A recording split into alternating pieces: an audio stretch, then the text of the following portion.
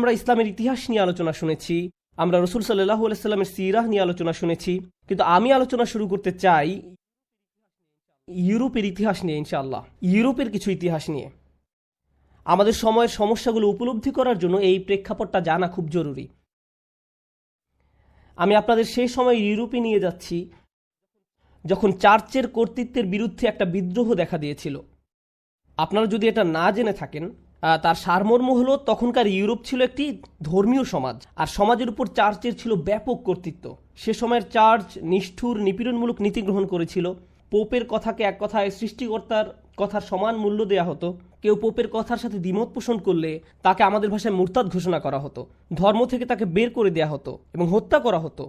তাদের মতে চার্চের সাথে দ্বিমত পোষণের একমাত্র ক্ষতিপূরণ রক্তের মাধ্যমে দিতে হবে। তাকে প্রথমে নির্যাতন করা হতো, তারপর হত্যা করা হতো। তারা মনে করত তার আত্মাকে রক্ষা করার এটাই একমাত্র উপায়।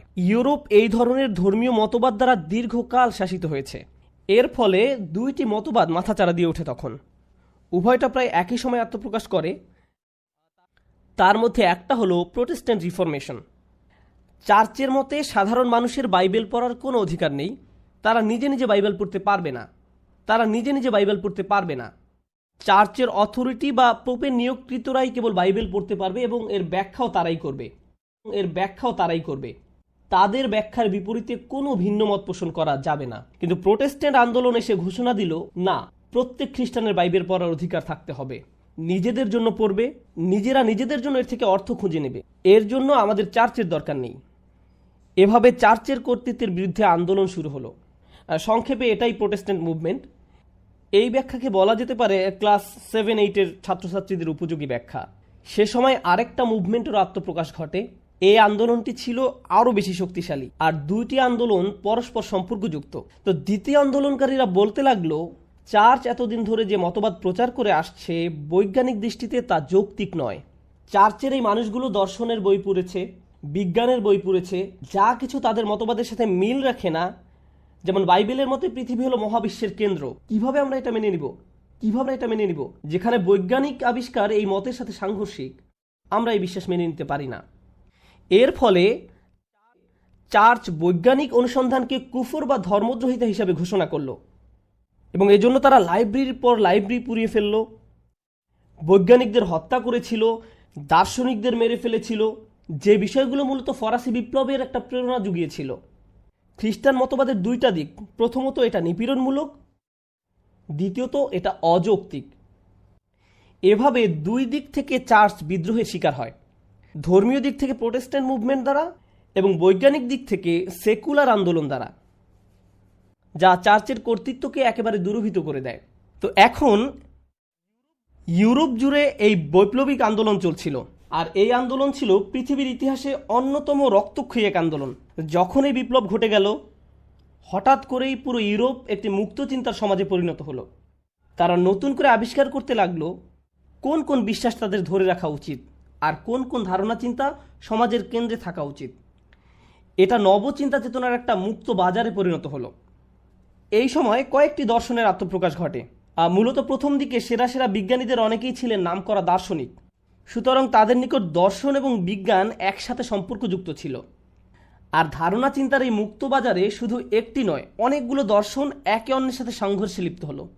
কিন্তু আমি চাই আপনারা এই বিষয়টা মনোযোগ দিয়ে শুনবেন।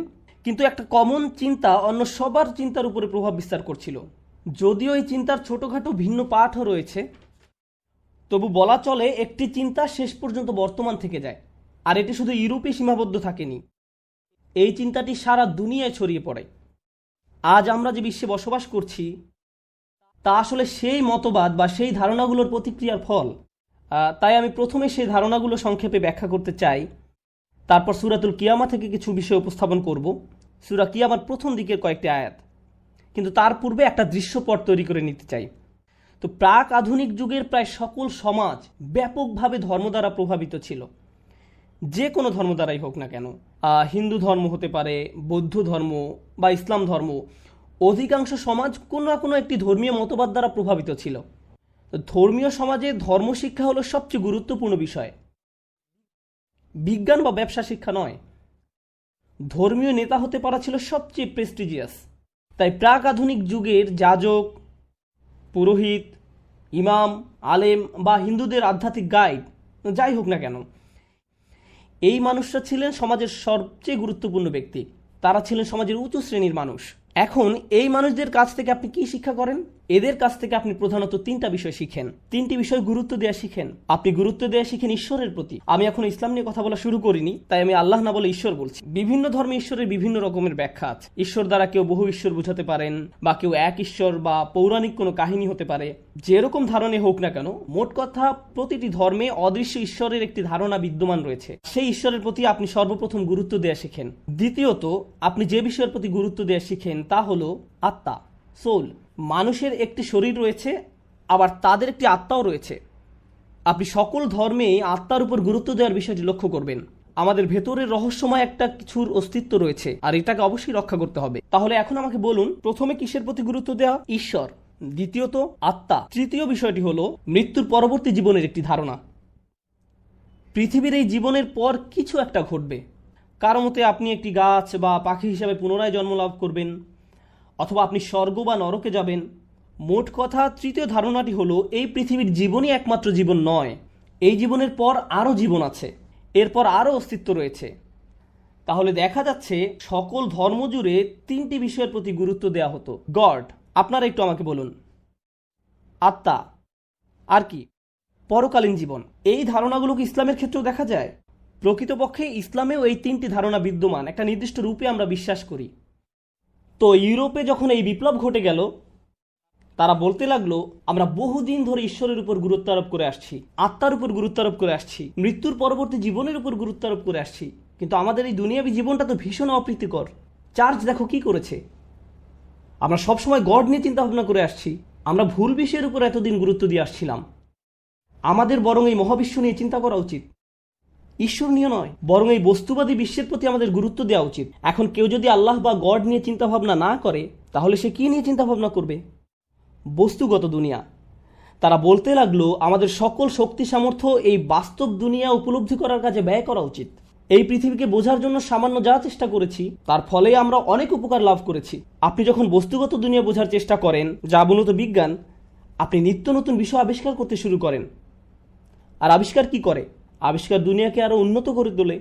নতুন নতুন জিনিস উদ্ভাবিত হতে শুরু করে, বিভিন্ন উপকারী যন্ত্রপাতি আবিষ্কৃত হতে শুরু করে। যদি আপনি বস্তুগত দুনিয়া অধ্যয়ন না করেন, আপনার পক্ষে এই আবিষ্কার করা সম্ভব নয়। তো তারা বলতে লাগলো দেখো, যারা গড নিয়ে অধ্যয়ন করে তারা কি আবিষ্কার করেছে, আর বিপরীতে যারা এই জগৎ নিয়ে অধ্যয়ন করে, দেখো তারা অবাক করা কত কি আবিষ্কার করে ফেলেছে। স্থাপত্য শিল্পে আমাদের অগ্রগতি দেখো। তাই আমাদের সকল শক্তি সামর্থ্য ঈশ্বর বোঝার জন্য ব্যয় না করে এই বস্তুগত দুনিয়া বোঝার কাজে ব্যয় করা উচিত। দ্বিতীয় কোন বিষয়ের প্রতি গুরুত্ব দেওয়া হতো? আপনাদেরকে আবার জিজ্ঞেস করছি, আত্মার প্রতি। তারা বলতে লাগলো আত্মা আবার কি? কেউ কি কখনো এটা দেখেছে? কেউ কি জানে এর অবস্থান কোথায়? আমরা আত্মা নিয়ে চিন্তিত, কিন্তু পৃথিবীতে কত রকমের রোগ বালাই রয়েছে সেই ব্যাপারটা কে দেখবে? তাই আত্মার অধ্যয়নের উপর গুরুত্বারোপ না করে আমাদের উচিত শরীরবিদ্যা অধ্যয়নের উপর গুরুত্বারোপ করা। আপনারা গত কয়েক শতাব্দীর দিকে তাকিয়ে দেখুন, গত কয়েক শতকে কি মানুষের শরীর নিয়ে ইতিহাসে সর্বাধিক পরিমাণে গবেষণা করা হয়নি? অবশ্যই হয়েছে। বস্তুগত জগৎ তথা এই পৃথিবী এবং পৃথিবী ছাড়িয়ে আরও যা কিছু আছে তা নিয়ে কি মানব ইতিহাসের সর্বাধিক পরিমাণে গবেষণা চালানো হয়নি? হ্যাঁ, অবশ্যই। তাহলে আমরা দেখতে পাচ্ছি গত কয়েক শতকে ঈশ্বরের পরিবর্তে অধ্যয়ন করা হয়েছে এই জগৎ নিয়ে, আর আত্মার পরিবর্তে অধ্যয়ন করা হয়েছে শরীর নিয়ে। তো আগে যেখানে সমাজের সবচেয়ে উঁচু স্তরের মানুষেরা ঈশ্বর এবং আত্মা নিয়ে অধ্যয়ন করত, কিন্তু আজকের দিনে তাদেরকেই সমাজের সর্বোচ্চ শিক্ষিত মনে করা হয় বিজ্ঞানের বিভিন্ন বিষয়ে যাদের পিএইচডি রয়েছে। এরাই হলো সর্বোচ্চ শিক্ষিত। তৃতীয় বিষয়টি কি ছিল? ঈশ্বর, আত্মা, আর কি? হ্যাঁ, মৃত্যুর পরবর্তী জীবন। স্বর্গের জীবন অতি চমৎকার হবে। এখানে কষ্ট ভোগ করো, কিন্তু স্বর্গে গিয়ে আরামে থাকবে। এ সম্পর্কে ইউরোপিয়ানরা কি বলে? তারা বলে আমরা এসব শুনতে শুনতে ক্লান্ত। মৃত্যুর পর আরেকটা জীবন আছে কি না আমি জানি না, কিন্তু আমাদেরকে এই পৃথিবীর জীবনের উপর গুরুত্ব আরোপ করতে হবে। চলো চেষ্টা করে দেখি যদি আমরা এই পৃথিবীর জীবনটাকে উন্নত করতে পারি। চলো রাষ্ট্রবিজ্ঞান নিয়ে গবেষণা করি, সমাজবিজ্ঞান নিয়ে গবেষণা করি, নৃবিদ্যা নিয়ে গবেষণা করি, গণযোগাযোগ নিয়ে গবেষণা করি। চলো আমাদের জীবনকে উন্নত করার লক্ষ্যে মানবিক জ্ঞানের এই সমস্ত ক্ষেত্রগুলো নিয়ে চিন্তা গবেষণা করি, যেন আমরা নিজেদের ভালোভাবে শাসন করতে পারি, উন্নত জীবনযাপন করতে পারি। তো প্রসঙ্গক্রমে তারা যত বেশি এসব বিষয় নিয়ে পড়াশোনা করতে লাগলো, যেমন তারা যত বেশি নগর উন্নয়ন নিয়ে পড়তে লাগলো, তারা যত বেশি রাষ্ট্রবিজ্ঞান নিয়ে অধ্যয়ন করতে লাগলো, সমাজবিজ্ঞান নিয়ে অধ্যয়ন করতে লাগলো, যত বেশি সাইকোলজি নিয়ে পড়তে লাগলো, এর ফলে ইউরোপে কি কোনো ইতিবাচক প্রভাব পরিলক্ষিত হয়েছে? ইতিবাচক পরিবর্তন হয়েছে, হ্যাঁ। চারিদিকে রাস্তাঘাট তৈরি হতে লাগলো, দালান কোঠা নির্মিত হতে লাগলো, ব্যবসার সম্প্রসারণ হতে লাগলো, নিত্য নতুন বিষয় আবিষ্কৃত হতে শুরু করলো। প্রকৃতপক্ষে যুক্তরাষ্ট্রের পূর্বে কারা পৃথিবীতে নেতৃত্ব দিয়েছিল? সবাই কার মতো হতে চাইতো? এটা ছিল ইউরোপ। স্পষ্টত তারা এই ধারণাগুলো নিজেদের মাঝে সীমাবদ্ধ রাখেনি। তারা তাদের লোভী স্বার্থসিদ্ধির জন্য চেয়েছিল এই ধারণাগুলো সারা বিশ্বে ছড়িয়ে পড়ুক। আমাদের সবার পূর্বপুরুষদের ইউরোপীয়দের দ্বারা শাসন হওয়ার ইতিহাস রয়েছে। আমাদের অধিকাংশদের এই অভিজ্ঞতা সহ্য করতে হয়েছে। এর মানে কি?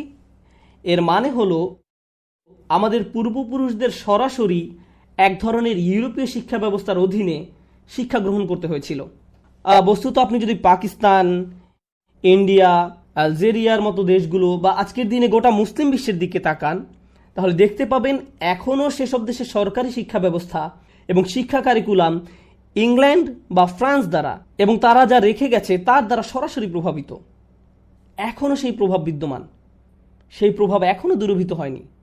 তো এই সব কিছুর মাঝে মানুষ যখন প্রশ্ন করতে লাগলো, কিংবা বিশ্বাসের এই ব্যাপারটা কিভাবে ব্যাখ্যা করা হবে, তাহলে ঈমান কি, ঈশ্বর কি, তখন এই যুক্তিগুলো দেখানো হচ্ছিল যে ধর্ম বলতে কিছু নেই, আল্লাহ বলতে কেউ নেই, ধর্ম মানুষের বানানো, ইত্যাদি ইত্যাদি। কিছু মানুষ তখন নাস্তিকতায় দীক্ষিত হতে শুরু করে।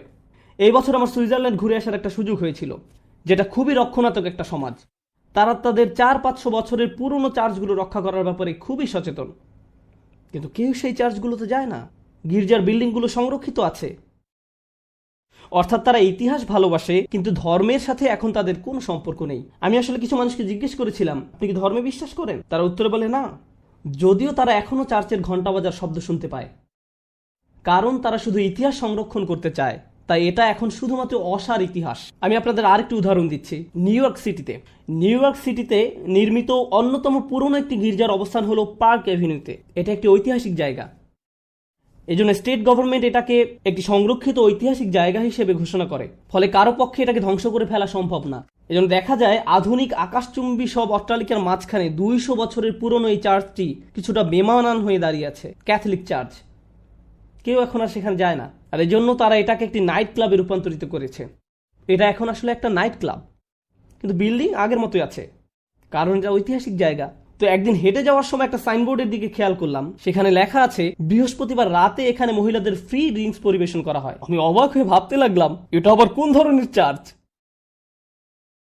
খ্রিস্টান ধর্মের কোন ফেরকা এটা? বৃহস্পতিবার রাতে পবিত্র পানি ধরনের কিছু নাকি? এটা কি? যাই হোক, এই চিত্রটি উপস্থাপন করছি একটা কারণে। এই 2014 সালের আজকের পৃথিবীতে আমরা এটা পছন্দ করি আর নাই করি, অবশ্যই আমরা আল্লাহর উপর বিশ্বাস করি, পরকালে বিশ্বাস করি, রূহের অস্তিত্বে বিশ্বাস করি। আমরা চাই আমাদের অন্তর সব ধরনের রোগ থেকে নিরাপদ থাকুক। দার্শনিক দৃষ্টিকোণ থেকে এই সব আলোচনাকে আপনি আত্মার সাথে সম্বন্ধযুক্ত বলতে পারেন। আর যদিও ইসলামিক পরিমণ্ডলে এটা সর্বোত্তম পরিভাষা নয়, কিন্তু একটা মজার বিষয় কি জানেন? এই নতুন ইউরোপীয় চিন্তাধারা যা গোটা বিশ্বের উপর ব্যাপক প্রভাব বিস্তার করতে সমর্থ হয়, এটা বলেনি যে আপনাকে ঈশ্বরে বিশ্বাস করতে হবে না। এই দর্শন এটা বলে না। এটা মূলত যা বলছে তা হলো, হ্যাঁ, তুমি যদি ঈশ্বরে বিশ্বাস করতে চাও করতে পারো। তুমি যদি চাও মৃত্যু পরবর্তী জীবনেও বিশ্বাস করতে পারো, এটা তোমার অধিকার। তুমি যদি বিশ্বাস করতে চাও করতে পারো। তারা যা বলছে তা অনেক বেশি ভয়ঙ্কর। তারা বলেনি যে আমরা তোমার সাথে একমত পোষণ করি না, তারা বলেছে এতে কিছুই যায় আসে না। তুমি ঈশ্বরে বিশ্বাস করো বা না করো, এতে কারো কিছু যায় আসে না। বিজ্ঞান বাস্তব, তুমি ঈশ্বরে বিশ্বাস করো বা না করো। মেডিসিন বাস্তব, তুমি স্বর্গে বিশ্বাস করো বা না করো। রাজনীতি বাস্তব, অর্থনীতি বাস্তব। তাই চলো বাস্তব জগৎ নিয়ে উদ্বিগ্ন হই। মুসলমানদের ক্ষেত্রে কি ঘটছে? আমাদের প্রায় অধিকাংশই আধুনিক শিক্ষায় শিক্ষিত। আমরা যদি কোনো শিক্ষা পেয়ে থাকি, সেটা হলো আধুনিক শিক্ষা। এর ফলে যদিও আমরা আল্লাহতে অবিশ্বাস না করি, পরকালকে অবিশ্বাস না করি এবং অন্তরের বিষয়টিতেও অবিশ্বাস না করি, কিন্তু বাস্তবিক অর্থে ইউরোপীয় বিপ্লব মানুষের কাছ থেকে যে ধরনের আচরণ আশা করে, আমাদের আচরণ মোটেও তার ব্যতিক্রম নয়। ব্যবহারিক দৃষ্টিকোণ থেকে বলতে গেলে তাদের আচরণ এবং আমাদের আচরণে কোনো ফারাক নেই। আমি আপনাদের কিছু বাস্তব উদাহরণ দিচ্ছি যা বিষয়টাকে আরও পরিষ্কারভাবে বুঝতে সাহায্য করবে। অনেক মুসলিম পরিবার যুক্তরাষ্ট্রে, ত্রিনিদাদে বা গায়ানাতে বসবাস করে। আমি গায়ানা বলে ফেলেছি, সরি। আচ্ছা, যাই হোক, অথবা তারা পাকিস্তান বা অন্য কোনো দেশে বাস করে। তারা তাদের সন্তানদের জন্য কি আশা করে?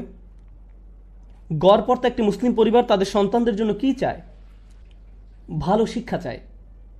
কেন তারা ভালো শিক্ষা চায়? এর ফলে তাদের সন্তান ভালোভাবে জীবনযাপন করতে পারবে।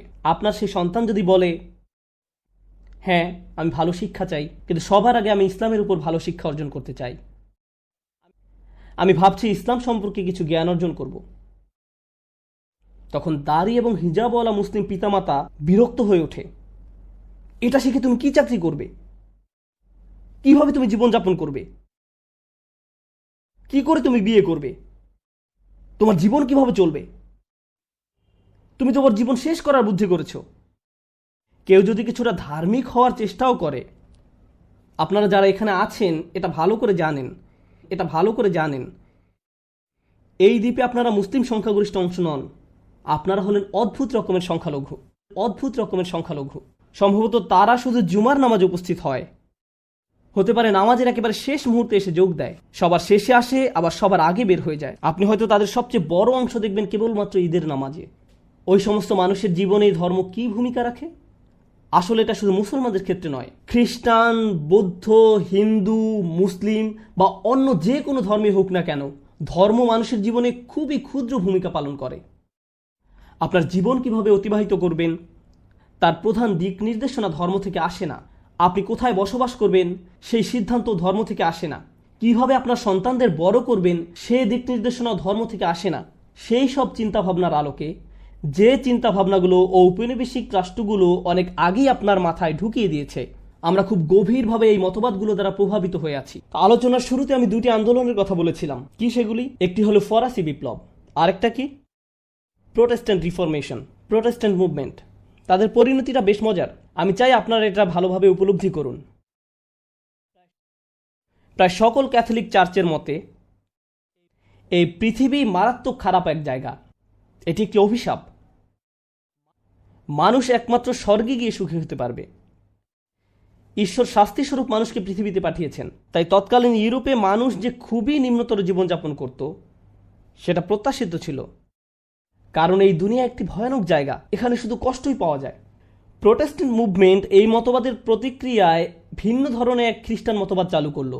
এই নতুন খ্রিস্টান মতবাদ অনুযায়ী আপনি যত বেশি দুনিয়াদার হবেন, আপনি যত বেশি সম্পদশালী হবেন, আপনার যত ভালো চাকরি থাকবে, আপনি যত বেশি টাকা আয় করবেন, এই সব কিছু নির্দেশ করে গড আপনাকে বেশি ভালোবাসেন। আপনি যদি অনেক ধনী হয়ে থাকেন, সেটা প্রমাণ করে যে গড আপনাকে অনেক ভালোবাসেন। তাহলে দেখা যাচ্ছে দার্শনিকভাবে প্রোটেস্ট্যান্টরা সম্পূর্ণ ক্যাথলিক চার্চের বিপরীতে গিয়ে দাঁড়ালো। আপনি যদি যুক্তরাষ্ট্রের গহীন দক্ষিণাঞ্চলে যান, যেখানকার 2/3 অধিক রেডিও স্টেশন হলো খ্রিস্টান, আপনি যদি ঘণ্টাখানেক মনোযোগ দিয়ে কোনো খ্রিস্ট ধর্মপ্রচারকের কথা শোনেন, তারা এভাবে বলে, আমি চাই তুমি যেন ওই চাকরিটা পাও, কারণ জিসাস তোমার প্রমোশন চান। তোমার ওই সুন্দর গাড়িটা প্রমাণ করে যে জিসাস তোমাকে ভালোবাসে। আপনি দেখতে পাবেন বিশাল ধনী মানুষদের অনেকেই ধর্মপ্রচারক। তারা অত্যন্ত ধনী, পরনে তাদের দামি পোশাক। তারা বলে, আমি আজকে যে বিশাল ধন সম্পদের মালিক তা আসলে জিসাসের দান। তাহলে দেখা যাচ্ছে তারা কেন এখন ধর্মের কাছে আসে? কারণ এটা আপনার বস্তুবাদকে আরো সম্প্রসারিত করে তুলবে। আমি প্রথমবারের মতো আজকে বস্তুবাদ শব্দটি ব্যবহার করেছি। যখন আপনি ঈশ্বরের পরিবর্তে এই জগতের প্রতি মনোনিবেশ করেন, তা হলো বস্তুবাদ। আপনি যখন আত্মার পরিবর্তে শরীরের প্রতি মনোনিবেশ করেন, সেটা বস্তুবাদ। আপনি যখন পরকালের পরিবর্তে এই পৃথিবীর জীবন নিয়ে পড়ে থাকেন, সেটা আসলে কি? বস্তুবাদ। অর্থাৎ আধুনিক খ্রিস্টবাদ বস্তুবাদকে সমর্থন করার একটা মাধ্যমে পরিণত হয়েছে। আর দুর্ভাগ্যক্রমে মুসলমানরাও পিছনে পড়ে নেই। কখন মুসলমানরা খুব খুশি হয়ে যায় এবং একত্রে আনন্দ উদযাপন করে?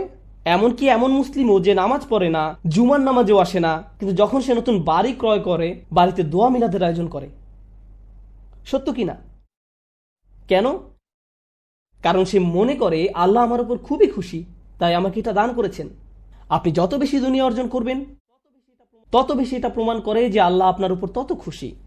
এই ভ্রান্ত ধারণা এমনকি মুসলিম বিশ্বেরও অধিকাংশ জায়গায় ছড়িয়ে পড়েছে। আবার আরেক দল আছে যারা মনে করে এই দুনিয়া মারাত্মক খারাপ, এই দুনিয়া অশুভ, দূষিত। এখন এইসব চিন্তাধারার মাঝে আমি আপনাদের নিকট শেয়ার করতে চাই যে কোরআন এই দুনিয়াকে কিভাবে দেখে। যদিও এটা অনেক বড় একটা দার্শনিক আলোচনা, কিন্তু আমি 5 মিনিটের মধ্যে একটা সংক্ষিপ্ত বর্ণনা দেওয়ার চেষ্টা করব। যদি সুযোগ পাই আগামীকাল বিস্তারিত আলোচনা করব, কিন্তু এখন অন্তত একটা ধারণা আপনাদের দিতে চাই ইনশাআল্লাহ তাআলা। আধ্যাত্মিকতা এমন বিষয় যা আপনার ঈমান বৃদ্ধি করে, যা আপনার তাকওয়া বৃদ্ধি করে। আধুনিক সময়ে এসে আধ্যাত্মিকতার জায়গাটা মনোবিজ্ঞানের দখলে চলে গেছে। আমরা এখন ব্যাপারটাকে অদৃশ্য জগতের দৃষ্টিকোণ থেকে বোঝার পরিবর্তে দৃশ্যমান জগতের মাধ্যমে বোঝার চেষ্টা করি। তাই আপনি যদি হতাশায় ভোগেন, তখন বলা হয় এর সাথে আধ্যাত্মিকতার কোনো সম্পর্ক নেই, তোমার শরীরের কিছু কেমিক্যাল রিঅ্যাকশনের কারণে তুমি এমন অনুভব করছো, কয়েকটা ট্যাবলেট খেয়ে নাও, সব ঠিক হয়ে যাবে। দেখা যাচ্ছে অদৃশ্য সমস্যার সমাধান আমরা দৃশ্যমান জগৎ থেকে পাওয়ার চেষ্টা করছি, আর এটা মানবতাকে ধ্বংস করে ফেলেছে। আধুনিক বিশ্বে আত্মহত্যার পরিমাণ যে কোনো সময়ের চেয়ে বেশি, আর যুক্তরাষ্ট্রের সবচেয়ে ধনী শহরগুলোতে এটা বেশি দেখা যায়। আমরা মানুষকে ধ্বংস করে ফেলছি। এখন আমাদের ভেতরে একটি নেতিবাচক আবেগ রয়েছে যার নাম হলো অপরাধ বোধ। এই নেতিবাচক আবেগকে বলা হয় অপরাধ বোধ। কখন একজন মানুষ নিজেকে অপরাধী মনে করে? যখন সে খারাপ কোনো কাজ করে। আধুনিক মনোবিজ্ঞানে গিল্ট বা অপরাধ বোধ ভালো জিনিস নয়। এখন কেউ যদি কোনো থেরাপিস্টের কাছে এসে বলে আমি কিছুটা মদ পান করেছি এবং মাতাল হয়ে গিয়েছিলাম, খুব গিল্টি ফিল করছি, তখন থেরাপিস্ট তাকে বলবে তোমাকে সবার আগে অপরাধবোধের জগৎ থেকে বের হয়ে আসতে হবে, তোমার নিজেকে ক্ষমা করা শিখতে হবে। অপরাধ বোধ হলো আমাদের ভিতরে একটি ত্রুটিপূর্ণ অনুভূতি। আমাদের সবসময় সুখে অনুভব করতে হবে, সুখে অনুভব করতে হবে। এইসব নেতিবাচক ইমোশন আগে বাদ দিতে হবে। তোমার মাঝে অনেক বেশি নেতিবাচক ইমোশন দেখা যাচ্ছে। সূরাতুল কিয়ামা শুরু হয়েছে এই আয়াতগুলো দিয়ে, লা উকসিমু বিয়াউমিল কিয়ামাহ ওয়া লা উকসিমু বিন-নাফসিল লাওয়ামা। আল্লাহ প্রথম কিয়ামত দিবসের শপথ করেছেন, তারপর আল্লাহ আমাদের ভিতরে এমন নফসের শপথ করছেন যা বারবার নিজেকে তিরস্কার করতে থাকে, এমন ব্যক্তি যে বারবার নিজেকে ভর্ৎসনা করতে থাকে। আরবি ব্যাকরণের ভাষায় এই দুইটা জিনিস আসলে লাজেম এবং মালজুম, একটি অন্যটির সাথে সম্পর্কযুক্ত। আল্লাহ আমাদেরকে আধ্যাত্মিক এবং মনস্তাত্ত্বিক বাস্তবতার একটা অসাধারণ সত্য সম্পর্কে জানান দিচ্ছেন। সেই আধ্যাত্মিক এবং মনস্তাত্ত্বিক বাস্তবতাটা কি? এখন যদি ফায়ার অ্যালার্ম বাজে আর মাইকে একটা ঘোষণা শুনেন, বিল্ডিংয়ে আগুন লেগেছে, দয়া করে সবাই বিল্ডিং থেকে বের হয়ে পড়ুন, এই ঘোষণাটি শুনলে কি করবেন? আপনি বের হয়ে যাবেন। একটি অ্যালার্মের উদ্দেশ্য হলো আপনাকে সাবধান করা। আগুন যদি আপনি নিজ চোখে নাও দেখেন, তবুও কি আপনি প্রতিক্রিয়া দেখাবেন? হ্যাঁ, আপনার জন্য কি যথেষ্ট? অ্যালার্ম যা আপনাকে সক্রিয় করে তুলবে। আল্লাহ মানুষকে ভালো কাজ করার সহজাত প্রবণতা দিয়েই সৃষ্টি করেছেন, আর ভালো কাজ করার এই সহজাত প্রবণতাকে বলা হয় ফিতরাহ। আমরা যখন আমাদের এই আত্মিক কার্যক্রমের বিরুদ্ধাচরণ করি, তখন আমরা আল্লাহর দেয়া নিরাপত্তা ব্যবস্থা অপরাধ বোধ এর মুখোমুখি হই, যাকে আরবিতে বলা হয় নাফসুল লাওয়ামা, অপরাধ বোধ। অপরাধ বোধ হলো আল্লাহ প্রদত্ত একটি উপহার, যা আমাদের সতর্ক করে দেয় যে আমরা যা করতে যাচ্ছি তা আমাদের আত্মাকে ধ্বংস করে দিচ্ছে। কাজটি করার সময় আপনি বিপদ দেখতে পান না, সহজাত প্রবৃত্তির বিরুদ্ধাচরণ করার সময় বিপদটা চোখে পড়ে না। সেই সত্যিকারের বিপদটা তারা কখন প্রত্যক্ষ করবে? কিয়ামতের দিন। বিচার দিবসের চূড়ান্ত প্রমাণ হলো আমাদের ভেতরের এই মনস্তাত্ত্বিক অনুভূতি। প্রতিটি অন্যায় কাজের পর মুহূর্তেই আপনার নিজেকে যে অপরাধী মনে হয়, এটা কিয়ামত দিবসের সবচেয়ে বড় প্রমাণ। আর এই অপরাধ বোধ শুধু মুসলমানদের একক কোনো বিষয় নয়, প্রতিটি মানুষকেই এই উপহার প্রদান করা হয়েছে। তাই যখনই কেউ কোনো খারাপ কাজ করে, সাথে সাথে যেন বুঝতে পারে এটা ঠিক নয়। আমার মনে হচ্ছে এই কাজের জন্য আমি মহা বিপদে পড়তে যাচ্ছি। আমার ভেতরের কিছু একটা এই কাজে খুবই নারাজ। যেমন বাচ্চারা যারা শিক্ষকের ডেস্কে গিয়ে বসে আর বারবার দেখতে থাকে শিক্ষক এসে পড়লো কিনা, তখন তাদের মনের যে অবস্থা থাকে, ও আমি ধরা পড়ে যেতে পারি, আমি ধরা পড়ে যেতে পারি। তাদের মনের ভেতরে যে লাউ কাজ করে, বিশেষ করে যখন তারা ধরা পড়ে, অপমানিত হয়, এই সব কিছু হলো লাউম।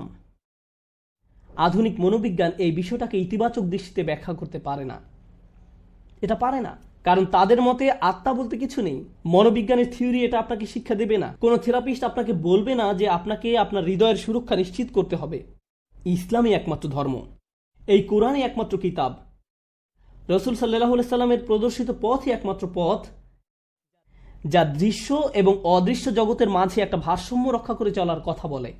ক্যাথলিকরা দৃশ্য জগতের প্রয়োজনকে সম্পূর্ণ অস্বীকার করেছিল, প্রোটেস্ট্যান্টরা বস্তু জগতের মাঝে একেবারে ডুবে গিয়েছিল, আর সেকুলাররা অদৃশ্য জগৎকে সম্পূর্ণরূপে অস্বীকার করলো। আমরাই একমাত্র ধর্মীয় গোষ্ঠী যারা বস্তুগত জগতের সাথে যুক্ত হই এবং এই যুক্ত হওয়ার মাধ্যমে অদৃশ্য জগতের বাস্তবতাকে আরো ভালোভাবে উপলব্ধি করি। এই বিষয়ে শুধু একটা উদাহরণ পেশ করব আমি।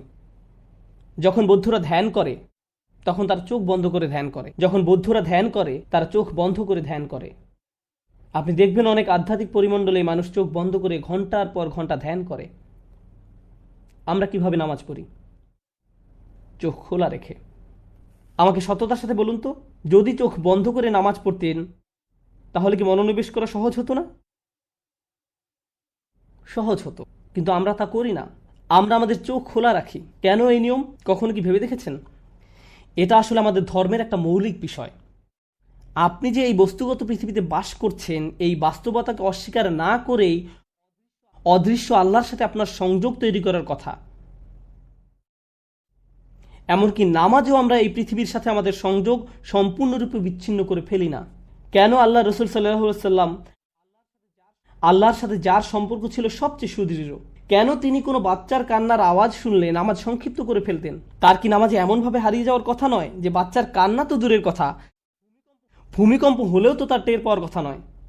যারা এই দুনিয়ার জীবন পরিত্যাগ করার মাধ্যমে অদৃশ্য জগতের সাথে সংযোগ স্থাপন করি, আমাদেরকে এই দুইটি বিষয়ের মাঝে ভারসাম্য খুঁজে পেতে হবে। এই ভারসাম্য পুনরায় প্রতিষ্ঠিত করতে হবে, শুধু আমাদের জন্য নয় বরং গোটা মানবতার জন্য। এই ভারসাম্য না থাকার কারণে অনেকেই ধর্মকে সম্পূর্ণরূপে অস্বীকার করলো।